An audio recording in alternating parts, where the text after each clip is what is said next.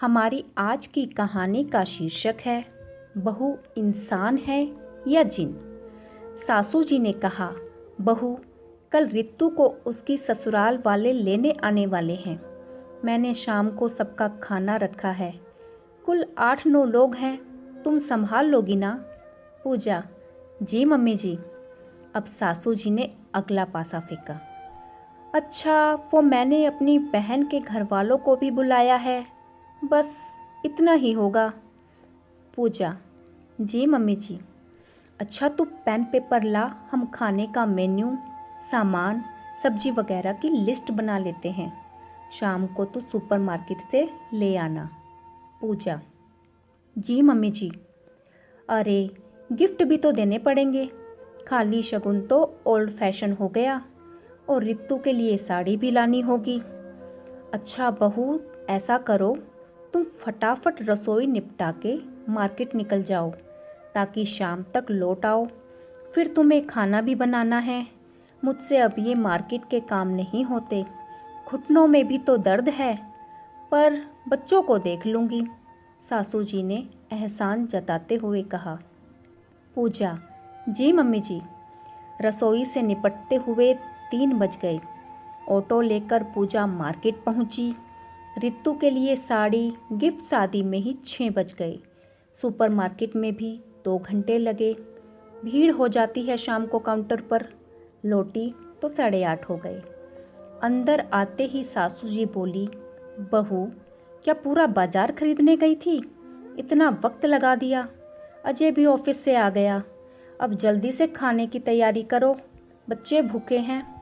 पूजा, जी mummy जी। रसोई में घुसी तो दिमाग घूम गया। सिंक बर्तनों से भरा था। पूरी स्लैब पर फ्रूट, प्याज के छिलके, सॉस बिखरे पड़े थे। फ्रिज में एक भी बोतल भरी नहीं थी। बच्चों ने खुद ही खाना और फ्रूट आदि लिए होंगे। माता जी ने तो किचन की ओर मुंह भी नहीं किया। पूजा सोचती रही कि दाल ही बना देती या सब्जी काट रखी तो मदद मिल जाती। बोतल तो बच्चों से भरवा देती। काम करते हुए 12 बज गए।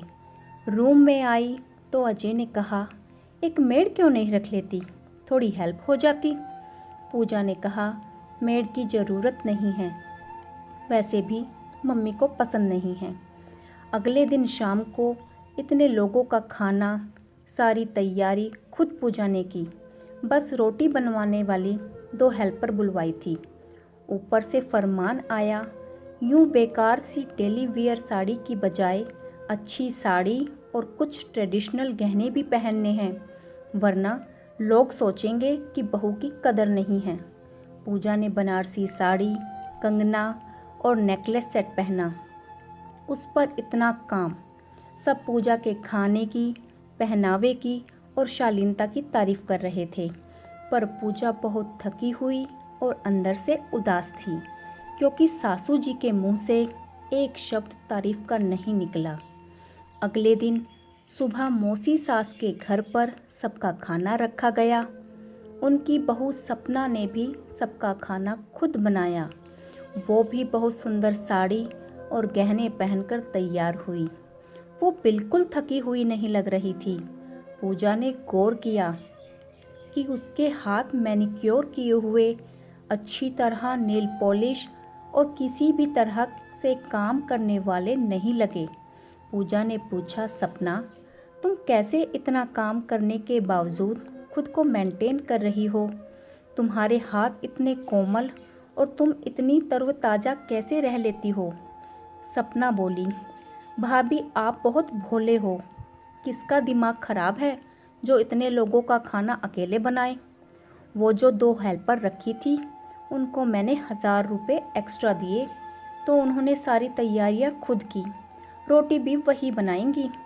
मेड को 500 रुपये दिए तो पूरा दिन यही बर्तन सफाई का ख्याल रखेंगी। और तारीफ तो मेरी भी हो रही है, शायद आपसे ज़्यादा, क्योंकि मैं सबके साथ एंजॉय कर रही हूँ और आप थकान से बेहाल थी। भाभी थोड़ा शातिर बनना पड़ता है। किसी को परवाह नहीं है और किसी को खुश करने के लिए खुद को मिटाना अपने ऊपर अन्याय है। अगर हम खुद खुश नहीं हैं तो परिवार कैसे खुश रहेगा। भाभी, आप भी हर वक्त हुक्म बजाना बंद कीजिए, क्योंकि हम बहू हैं, जिन नहीं, जो सबकी ख्वाहिशें पूरी करती फिरे। पूजा अब समझ चुकी थी कि वो बहू है, जिन नहीं। शिक्षा। घर का काम करना अच्छी बात है, लेकिन आप काम में खुद को इतना भी व्यस्त ना करें कि खुद को खुश रखना भूल जाएं, क्योंकि अगर आप खुश होंगी तभी आप घर वालों को खुश रख पाएंगी। अगर आपको हमारी कहानी अच्छी लगी हो तो चैनल को लाइक, सब्सक्राइब और शेयर कीजिए।